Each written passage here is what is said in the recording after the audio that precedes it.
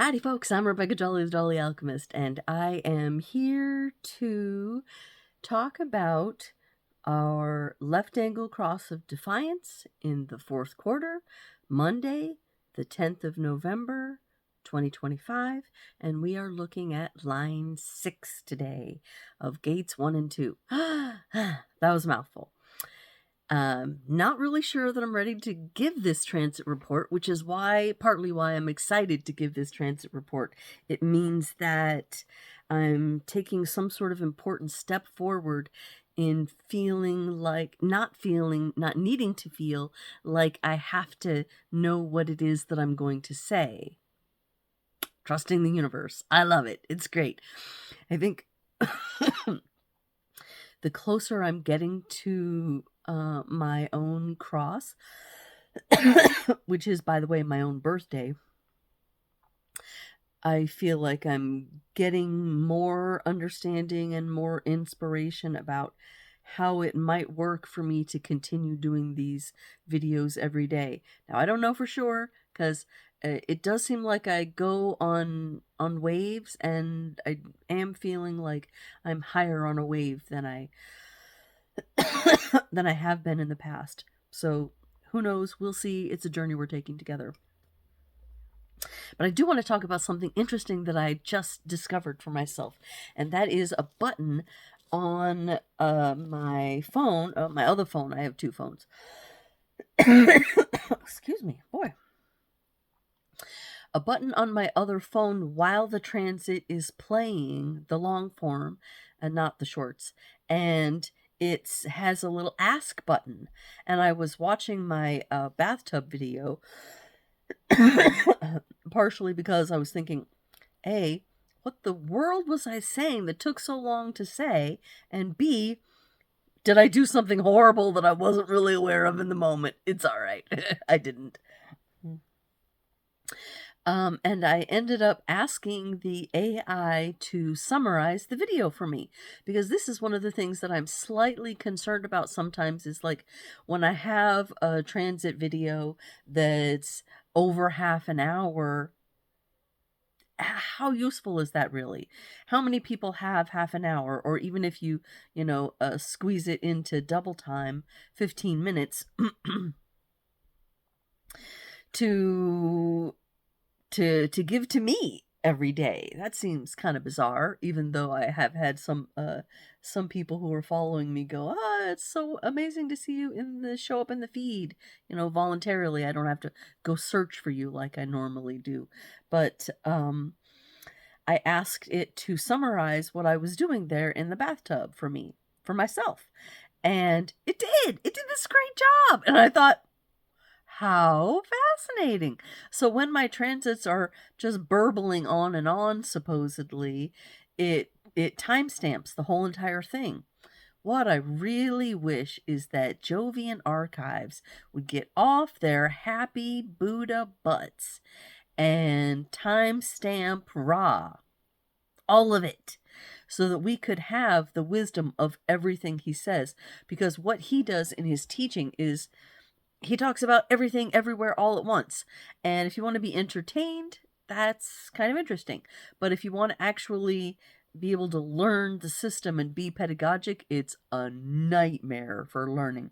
And I think that's probably partially why it's been so slow for human design to trickle into the American consciousness, because nobody has that kind of time. Not nobody, but not that many people really want to sit around and devote their lives to what this guy, imagined on some kind of a bizarre transit on a drug trip. It's like, it takes a lot of work to actually be able to start distilling what's practical and of value to us now out of all those hours and just hundreds of hours of talks that he left behind for us. So anyway, Jovian Archive, you should get busy instead of just charging money for people to listen to the words. Damn it. That's my opinion. Moving on. Today we're looking at the nature, the final nature of creativity, 1 line 6 and 2 line 6. And of course, 2 is about direction. So 1.6 is objectivity, the objective assessment of creative value, and 2.6 is fixation, the inability to see the whole picture. And of course, once again, I have to say, because we're on line 6, we're not really partaking of the nature of the hexagram anymore, but really looking over it into what's going to be coming next, which is 4323. Yay! My neighborhood, my actual neighborhood. This is the 4th version, and I am the 4th version, so it's about transformation. It's definitely Phoenix energy. So, objectivity. Once you get to the top of the house here, that 6-line being is no longer really interested in the creative process, but rather the inspirational process. So they're wanting, 6 lines are always wanting more than is in the hexagram. They want the whole circuitry. They want the whole body. They want everything. They want to see what's going to be of long-term value. And so that's why this first gate in the 6th line is looking to objectively assess creative value. They want to see not just what's nice now, not what's really beautiful or really true now, but what's going to be true in 100 years, what's going to be true in 1,000 years, what's going to be true that we can look back on it and go, yeah, that person really, really knew what was true. That person really knew what was creative, and not just a random mutation flash in the pan kind of thing. So that's that there. And then when we come to gate 2, line 6, fixation, this seems a little bit, if we were being judgy for a second, which in human design we are not being judgy, but let me look at that. 2 line 6 and see what the up and the light and the shadow are for here. So for the light, it says a narrow receptivity for higher knowledge, which only sees selected aspects and never the whole picture. And then the shadow part of that, or what Rob would call the detriment, is the higher self is absorbed with a mundane need for individual security. So they are in this second gate looking to 23, line 1. So they're starting to need to be able to not just know the direction or have the direction, which they do because there's 6 lines, but to be able to explain the direction to somebody else. And having spent my life on that, I can tell you, yeah, that's a challenge, being able to figure out how to explain it. I've had a journey myself, as I've said many times before, which is pretty bizarre. Started off, very bound, very controlled, very limited, and then swung way, way over to the other side, and all kinds of weird places, including a time traveling and being homeless, and then sitting down here in this house with my partner, discovering human design and really starting to study that deeply so that I can then share that and explain that to the world as part of my personal journey to really understand and be able to explain everything. Because what I'm seeing in the world, and this is a little bit of an aside, but it's okay, I'll get back to the main subject here with my notes in my journal, is that we seem to be coming to a place in our evolution, historically speaking, where let me say this first. First of all, we have great contrast, yeah? There's a lot of contrast going on in the world right now. So we have people alive right now who are really, really evolved. And at the same time, we have people who are really, really orange. And so that great contrast is creating a space which there are actually people in the world alive today, multiples at the same time. It's very exciting, who've kind of figured a lot of things out.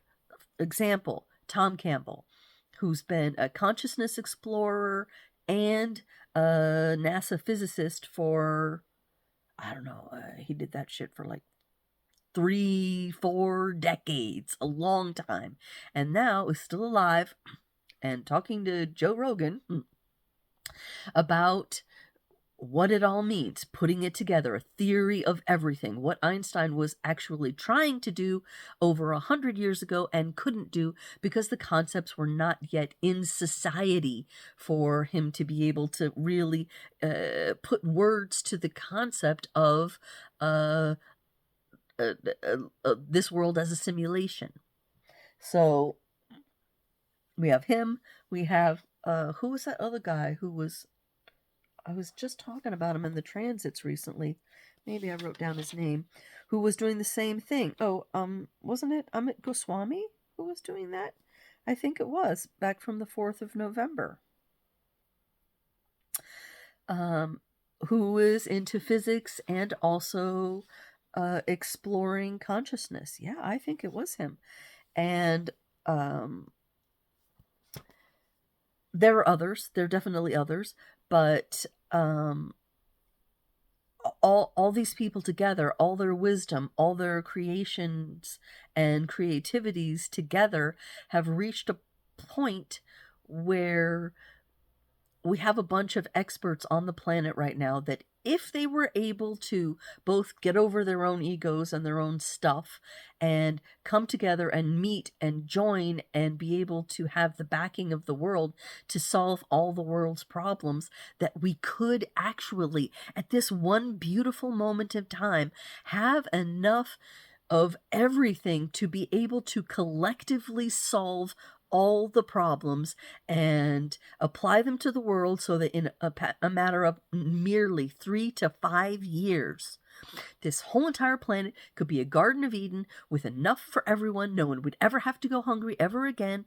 We could provide for the whole entire future of the world, and everyone would have places to live. Everyone would have clothes to wear. Everyone would have freedom of time. There would be no more slaves. All the children would be free to grow and become the beautiful things and fully live their capacity instead of being railroaded into flipping hamburgers and pumping gas and sweeping floors and just slavery on all kinds of levels. So much capacity, and yet what we see is they're not coming together. We see some voices in the wilderness, some prophets crying out, some people like Tom Campbell who are out there trying to say, look, people, we don't have to be struggling anymore. This is really what this trainer is actually about. If we face our fears, if we do our homework, if we get our therapy and grow up, some amazing things are possible for all of us. Everyone's psychic. Everyone can go out of body. Everyone can heal themselves and others with their minds. We can communicate with other worlds. We can communicate with animals. We can communicate with each other across the planet. We can replace crappy technology with just what's going on in our heads. We can do transmutation. We can do teleportation. We can do all these weird things that we've seen are possible in the world consciously under our control. What kind of friggin' magic would that be, right? Which reminds me, one of my upcoming subjects needs to be, what is a jolly alchemist? And what does it mean to be an alchemist? Let me write that down. What is an alchemist? So, what I was getting back around to is that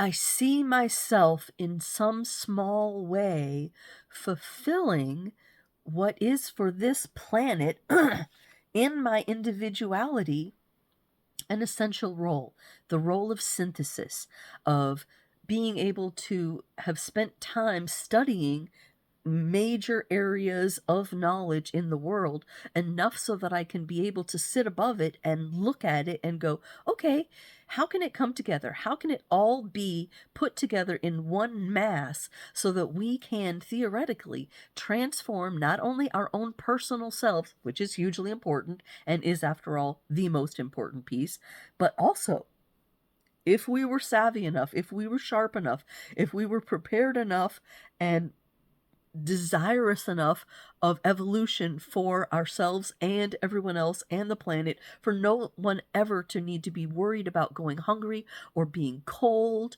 or not being okay ever again, we could have that. We could do that. We could even make Republicans happy, huh? Oh my goodness. So it's about, all right, who can explain it?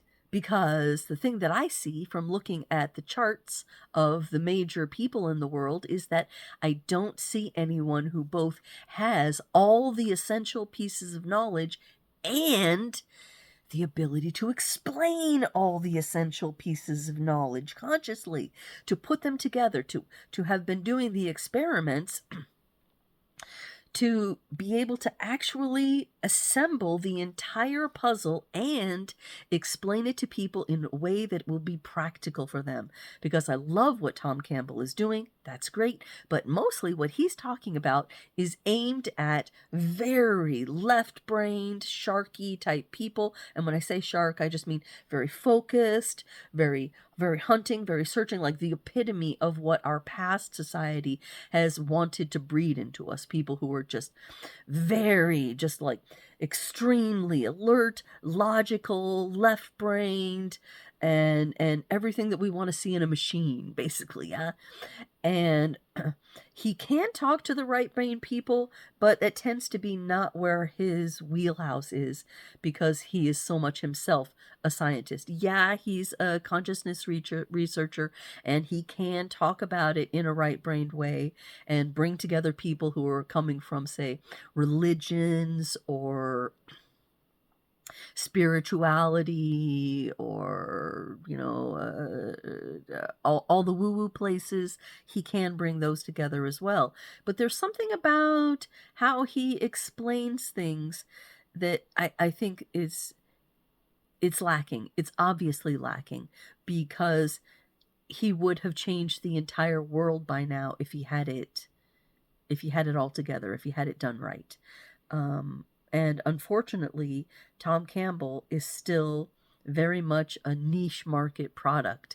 And I would like to change that, because what he's saying is absolutely of value. But it's a value on a higher level, not so much on a practical level. And of course, in Human Design, we see that being because he is a 1-3 in his profile. So he's very much about getting to the bottom of it and experimenting with it. I'm pretty sure he's a 1-3. I have looked at his chart. But what we really need is a 3-5. Someone who's able to experiment with it and who is interested in getting to the bottom of it, which definitely also applies to me. I will be talking about that in my chart going forward, by the way. And 5, that 5 is essential, because that 5 then wants to teach it and give it and make it practical for people, because it's awesome teaching people that they have the ability to go out of body or to heal themselves with their minds. That's mind-blowing right there. But making it practical, it's not actually, I mean, I've studied Tom Campbell and his My Big Toe theory of everything. On some level, it can't really be practical, because he's saying, look, the way to get there is through meditation and facing your fears. So getting to point consciousness, and from that point, you can, go out and do all these weird things. But first, in order to be really, truly maintaining and doing good things at point consciousness, you must face your fears and rise above them. And that's the stumbling block that really everybody is stuck on. I have my own stumbling blocks there, but I'm working on them. I promise. I'm at that work all the time. And I have somebody over here going, excuse me, let me focus on the broken for you and point out exactly where you haven't gotten that done yet. So it helps. It's maybe sometimes annoying and difficult, but is actually very helpful in my struggle to achieve perfection. So there's that. It means that I have been able to make in the past decade great strides towards achieving perfection.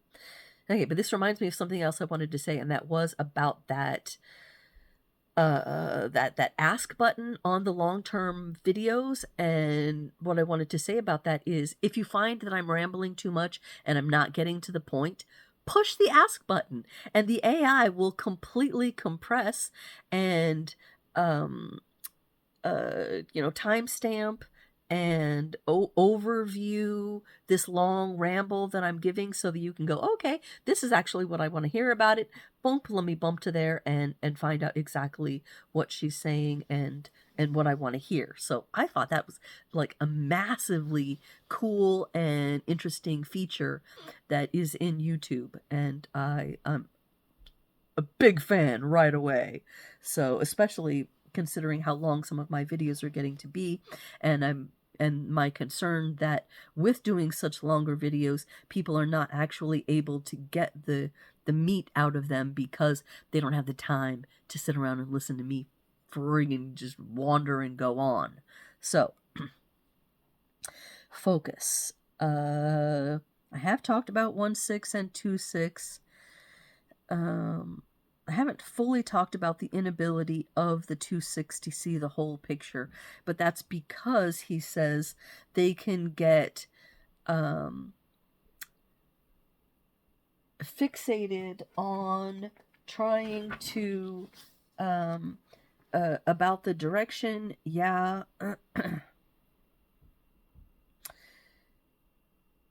They're resisting mutation. That's really where it's in.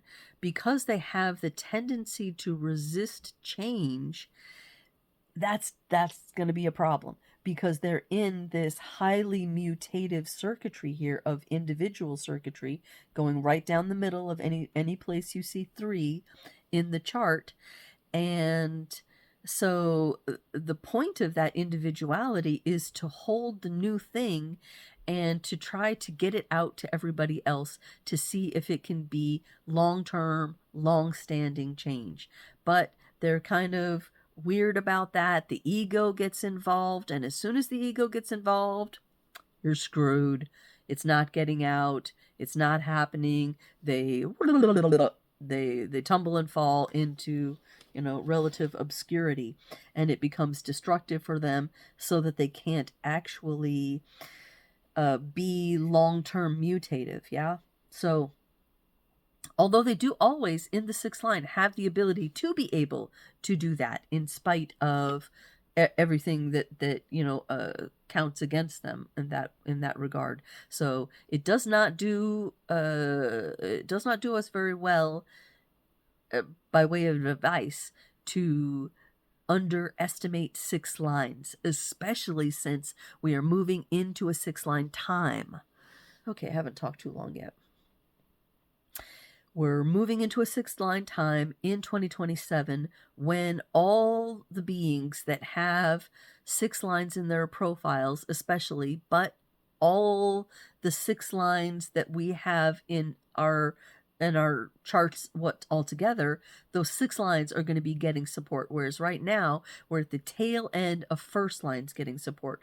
And that's part of the reason why, even though I'm a 3-5, I'm able to act like a 1 to really want to get to the bottom of it. And part of that is also because it's in my financial, what is it that Richard Rudd calls it? I'm just not a fan of Richard Rudd, for reasons I would love to explain to him one day. But he does have a point about the whole, what's the best way for you to make money? And by the way, I would love to give readings on that. If anyone would like to know more about, hey, that's interesting, how could I get more in touch with how I'm supposed to be making money? Come see me at jollyalchemy.com, and all this weird shit that's going on for free can have some use for you. But in that financial, he calls it a sequence, whatever. I am analysis, 1st line. So I'm really all about getting to the bottom and analyzing the problem and figuring it out and figuring out what needs to be done as far as creating something new to address that problem. So to swing back to around to, like, how can a 3-5 be so interested in getting to the details? well, I do have the attention to detail gate in the logical detail circuitry, but I'm missing something here that I was really going for. Just a sec. The 6 lines. We're at the end of a first line time, and so the first line where the theme is fear and trying to get information and intelligence to be able to address those fears is going to be moving into a 6 line time, so that instead of all of our first lines getting underlying support right now, all of our 6th lines are going to be getting support. So this is going to be a time where all those 6 lines who are now just feeling like are going to start being able to flow. We're going to start being able to see our role models.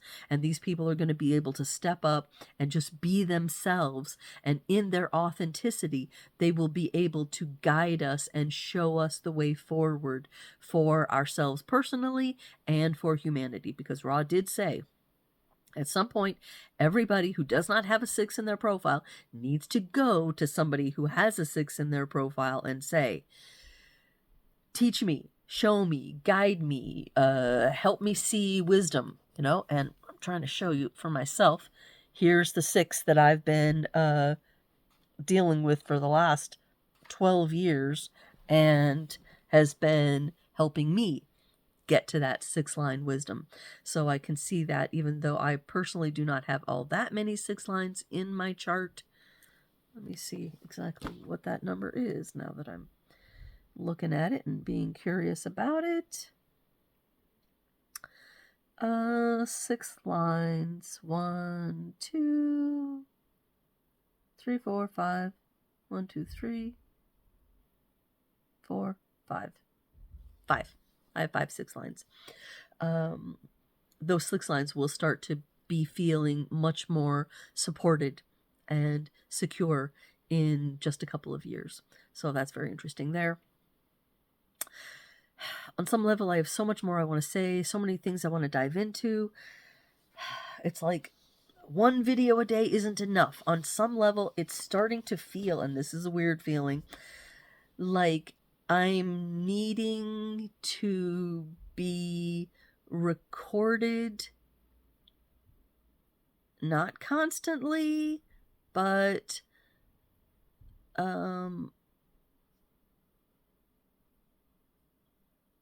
whenever I'm up on my wave, it could be almost constant recording, because the things that are coming and the insights are going to be able to, at some time in the future, help other people follow along in the path behind me and be able to actually reach their own personal evolutions in a way that is practical and not just this high-level stuff.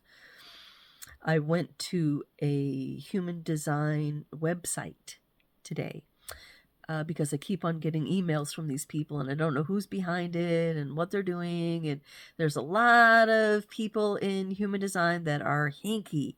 And there's a lot of people in Humun Design who are kind of scammy and kind of greedy and kind of what my partner says is not clean.